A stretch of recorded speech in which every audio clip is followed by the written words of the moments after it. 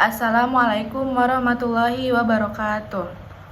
Yang terhormat kepada Bapak dosen pengampu mata kuliah menulis buku teks bahasa Indonesia, Bapak Irfan Maulana MPD, serta teman-teman yang saya banggakan.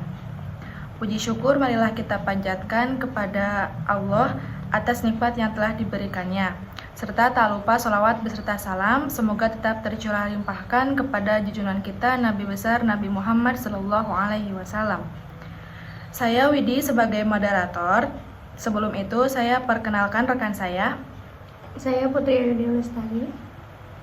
Nah, selanjutnya saya akan menyampaikan rangkaian acara pada presentasi kali ini.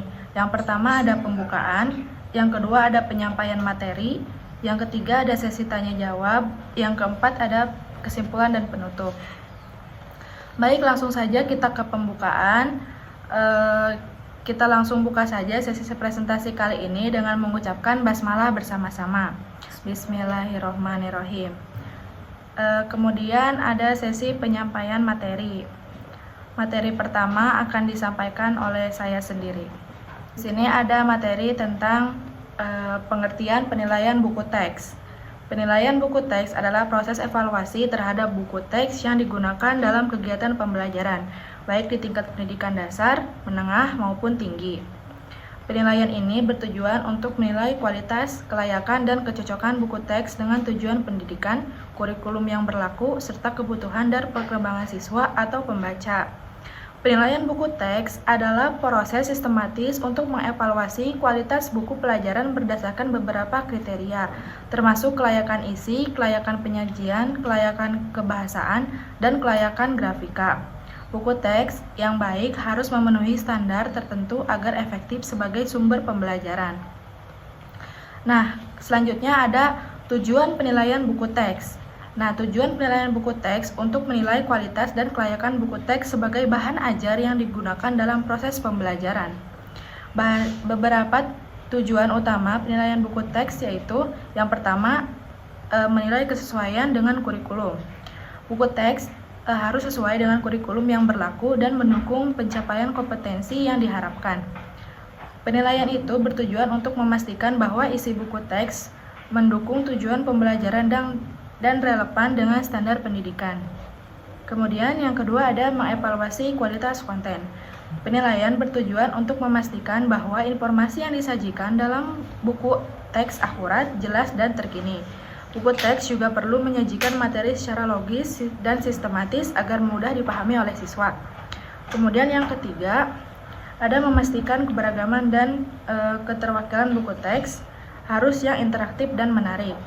Kemudian ada menilai keterlibatan dan pengembangan kritis. Buku teks yang baik harus mendorong siswa untuk berpikir kritis, kreatif, dan aktif dalam proses pembelajaran. Kemudian ada mengukur kesesuaian dengan kebutuhan pembelajaran. Penilaian juga bertujuan untuk melihat apakah buku teks sesuai dengan tingkat yang diharapkan. Kemudian ada mengukur kesesuaian dengan kebutuhan pengajaran. Penilaian juga bertujuan untuk melihat apakah buku teks sesuai dengan tingkat pemahaman siswa yang dapat membantu guru dalam melaksanakan pengajaran yang efektif.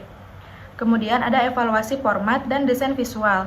Penilaian meliputi penilaian terhadap desain visual buku teks. Apakah buku tersebut menarik, mudah dibaca, dan memiliki ilustrasi yang mendukung pemahaman siswa. Evaluasi format dan desain visual. Penilaian meliputi penilaian terhadap desain visual buku teks. Apakah buku tersebut menarik, mudah dibaca, dan memiliki ilustrasi yang mendukung pemahaman siswa. Baik, itu saja yang dapat saya sampaikan. Materi selanjutnya akan disampaikan oleh rekan saya. Kepadanya saya persilahkan. Baik, terima kasih kepada moderator. Di sini saya akan menjelaskan mengenai materi terakhir, yaitu aspek penilaian buku teks. Nah, aspek penilaian buku teks ini ada 4 penilaian. Pertama, penilaian kelayakan isi atau materi. Bahwa aspek isi atau materi pelajaran dalam buku teks harus memenuhi kriteria yang spesifik, jelas, akurat, mutakhir, dan sesuai dengan minat serta kognisi siswa. Dalam penilaian kelayakan isi, terdapat 3 indikator utama. Yang pertama, kesesuaian uraian materi dengan standar kompetensi atau SK dan kompetensi dasar atau KD. Materi harus lengkap, luas, dan mendalam, mencakup konsep, definisi, prinsip, prosedur, serta contoh-contoh yang mendukung tercapainya SK dan KD. Lalu kedua, keakuratan materi. Nah, materi harus akurat dalam hal konsep, definisi, prinsip, prosedur, contoh, fakta ilustrasi, dan soal-soal, agar tidak menimbulkan kebingungan dan dapat dipahami dengan baik oleh siswa. Lalu ketiga, materi pendukung pembelajaran. Nah, materi pendukung harus relevan dengan perkembangan ilmu pengetahuan dan teknologi terkini, menarik, mendorong penalaran, pemecahan masalah, serta penerapan dan memotivasi siswa untuk belajar lebih mendalam. Jadi ketiga indikator tersebut bertujuan untuk memastikan bahwa isi buku teks relevan, bermutu, dan mendukung proses pembelajaran secara optimal. Lalu kedua, penilaian kelayakan penyajian.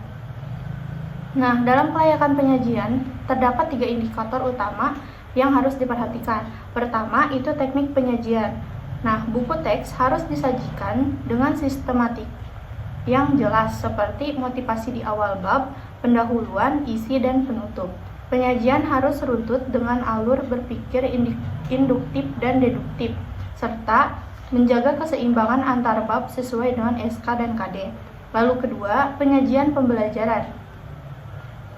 Penyajian materi harus berpusat pada siswa, mengembangkan keterampilan proses dan memperhatikan aspek keselamatan kerja. Lalu ketiga, pelengkapan penyajian. Nah, buku teks harus memuat bagian pendahuluan, kata pengantar, petunjuk penggunaan, daftar isi, daftar simbol. Bagian isi dilengkapi dengan gambar, tabel, soal latihan, dan rangkuman, serta bagian penutup yaitu daftar pustaka, indeks, daftar istilah, dan jawaban soal.